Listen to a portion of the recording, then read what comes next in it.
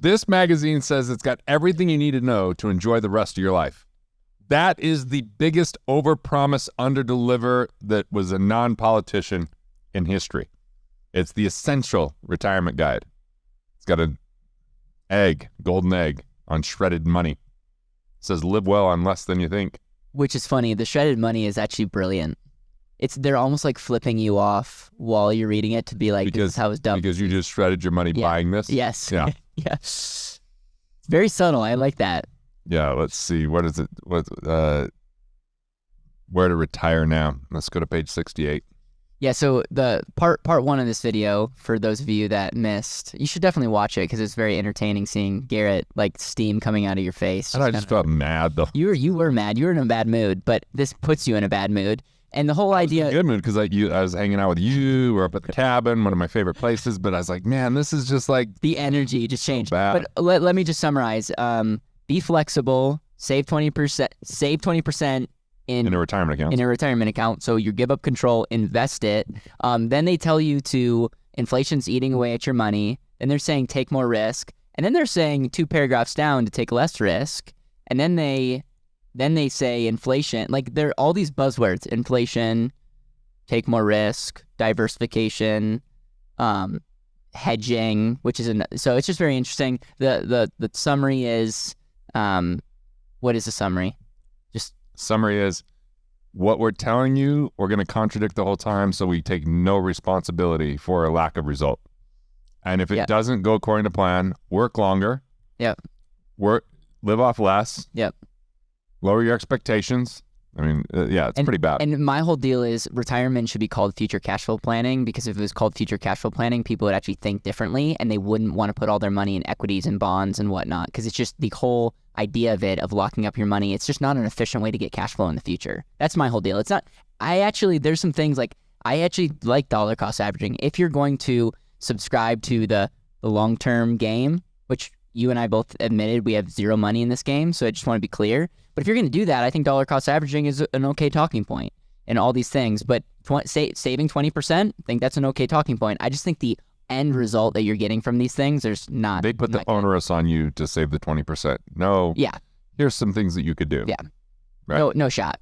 And it's all about like setting money aside, not creating cash flow. That's correct. So you're like starting over every single time instead of like chipping away and building something. And when have we read anything about value creation?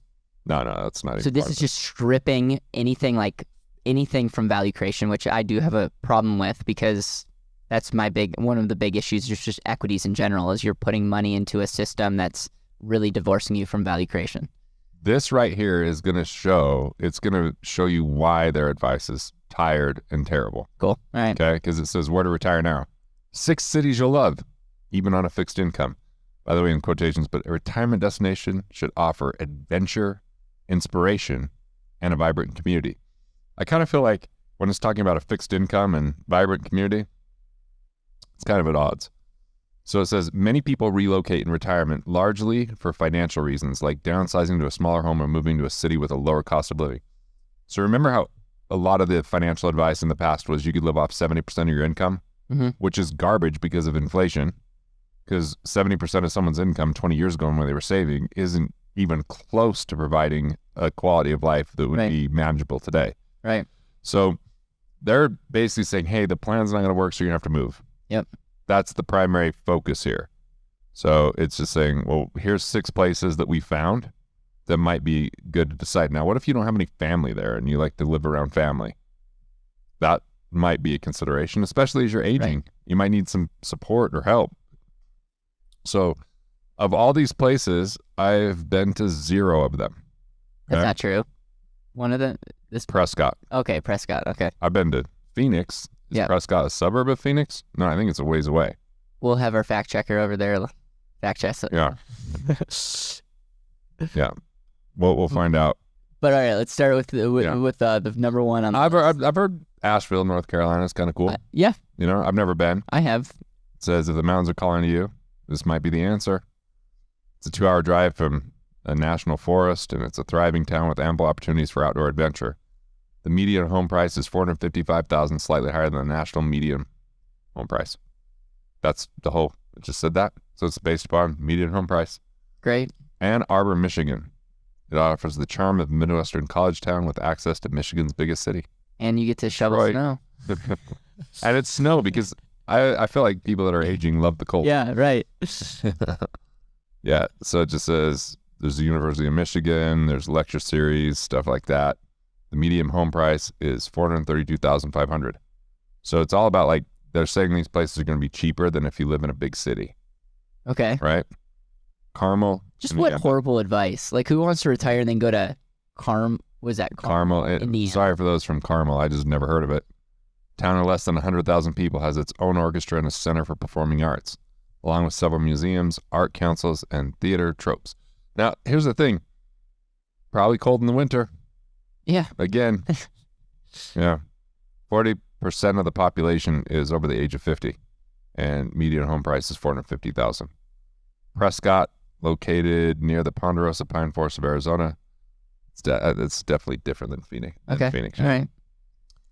So it's got horseback riding and golfing with an average temperature around 70 degrees. Yeah. So from a temperature standpoint. Yeah. So, and state doesn't tax Social Security income. That's weird that some states tax Social Security income and other It stuff. is. Allentown, Pennsylvania. If you're looking for a taste of big city life without the big city expense. So the median sell price for a home is around $220,000. Right? Lakeland, Florida. So Florida did make the cut. Yeah. As more people flock to this sunshine state, median home price is about $317,000, $137,000 or lower. So it's And no state this tax. entire 2 pages were like, hey, here's cheaper than living in a big city. Because the rest of these plans, when they didn't work, you could always downsize.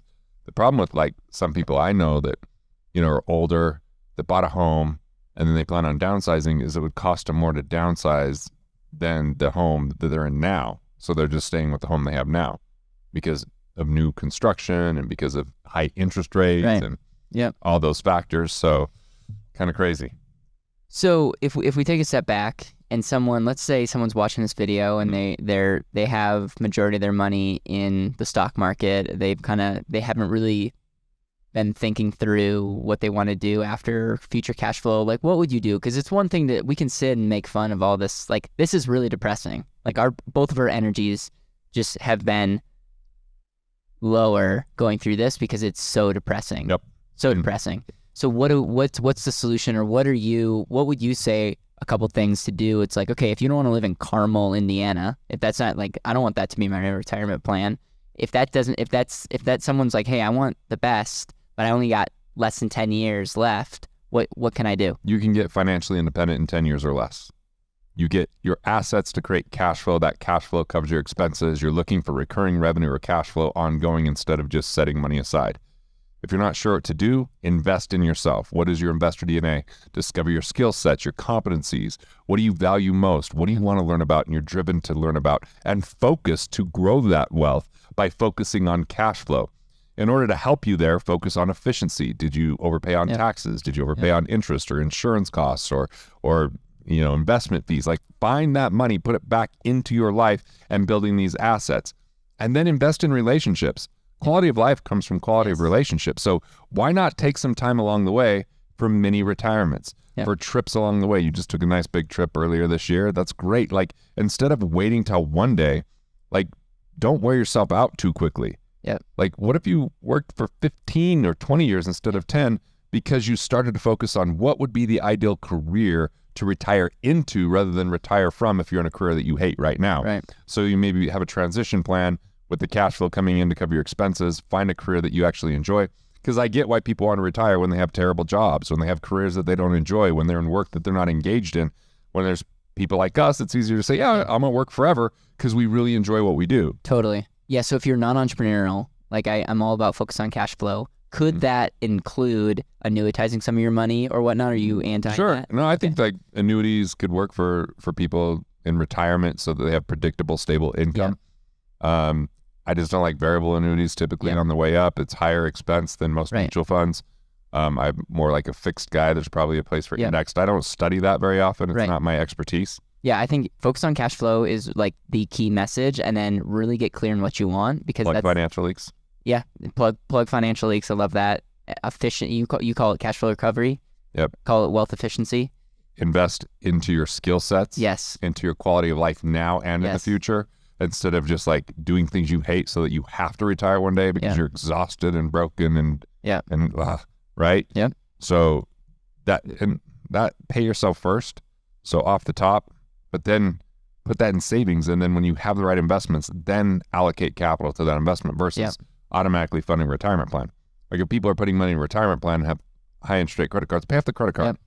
Yep. But from a cash flow perspective, that would make sense, because if you could measure from a cash flow perspective and say it would be better for me to pay off a 21% credit card than put money into a hypothetical 8% rate of return.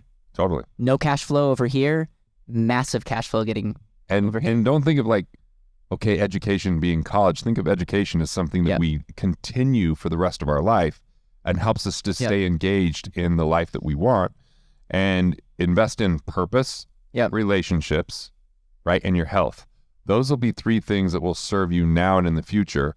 And where do you really want to live? Identify that. Exactly. Focus on being abundant and creating the life that you want versus accepting a life that's by default because everyone told you to asset allocate, rebalance, dollar cost average, invest in the market, maximize your retirement plan, cut out the things that you would enjoy along the way so that you can enjoy those one day, someday in retirement, which isn't guaranteed because you might die before then or get sick. And so this whole notion of sacrifice and set it and forget it and long haul, it's just problematic because it lacks responsibility. Here's 2 other things to think about, and we want to hear from you in the comments. So if you have questions, if you agree with us, if you disagree with Garrett, I especially want to hear from you. You know, put all the things that you dislike about Garrett in the comments. 2 things I think. My hair. I get people that are upset that I have long hair. The two things I think we need to look at. So number 1 is value creation is the ultimate hedge against inflation. It's the ultimate hedge. And you said another thing that was really key: 10 years or less. You could be 65 years old and realize that you are still young and that you can provide so much value. And you could shift and do something, and you might be at 0, and you could be financially independent in 10 years or less. I think that is a very hopeful message, and that's an abundant thing to lean into versus this had nothing to do with abundance, nothing to do with value creation. All very scarcity based, all one day, someday based, all you have no control, just hand it over, all confusing, take risk, don't take risk. It's all designed for Wall Street to justify for them to do a crappy job for your portfolio. So any final words? Yeah. Live your best life. Define life on your rules. Like, create the game that you want to play. Design the life that you want to live. Create the life you don't want to retire from. It can be difficult to figure out what you want or what career makes sense or what you're most captivated by and what your skills that can produce the most value and serve the most people and solve the biggest problems. That's all often the hardest work, but if we skip that, then work becomes hard, and then work becomes drudgery, and work becomes exhausting, and we look to eventually hopefully be done. So do the hard work now.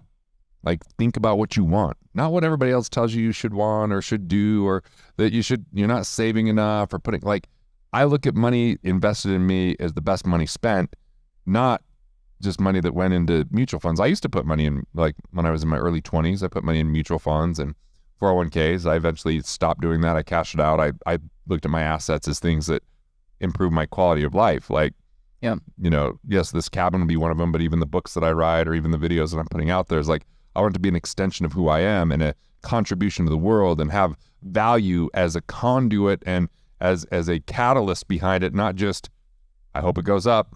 I don't know why it would or why it wouldn't. I just trust I just trust this magazine because it looks pretty and everybody else is reading it or whatever it might be. But like, I just disagree with the premise of this entire thing. And when it's a faulty premise or philosophy, all the advice is limiting.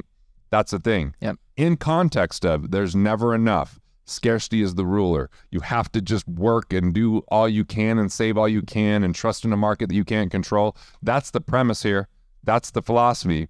And if you buy in that philosophy, then these points tend to make sense because it's a very limited perspective or view. And then we have a hard time asking the right questions. I was kind of a dick here to help us get past that and say, well, maybe there's a different way. Maybe there's a better way, but that way requires responsibility. Yeah. And we've just been trained not to be responsible. We've been trained to trust without evidence. We've been trained to set it and forget. We've been trained that we're too busy, that it's too complicated. And we've been advertised to that this is how everyone else does it. This is the way that it's already done. And if it doesn't work, everybody else is in the same boat. That is not how wealth works. This is a plan to prevent wealth, not to create it. My final words is get a wealth paradigm in place. And if you don't have one, watch my videos, watch Garrett's videos, read Garrett's books. Like I'm telling you, figure out what you actually want. And a good example of this is Wall Street will say rate of return is what you want. Like that's the ultimate, sacred cow that they're like, a higher rate of return is what you want for. And what I say is get clear on the results and make ROR a return on result and live your life off of that. So Garrett, I appreciate you. We are serious about the comments. We hope you live your best life and subscribe to us at the same time. So please do that and have a great rest of your day. Hey, thanks for watching. I appreciate it. And if you're enjoying these videos, well, there's good news. More where that came from. So go ahead and click through and watch the next video now.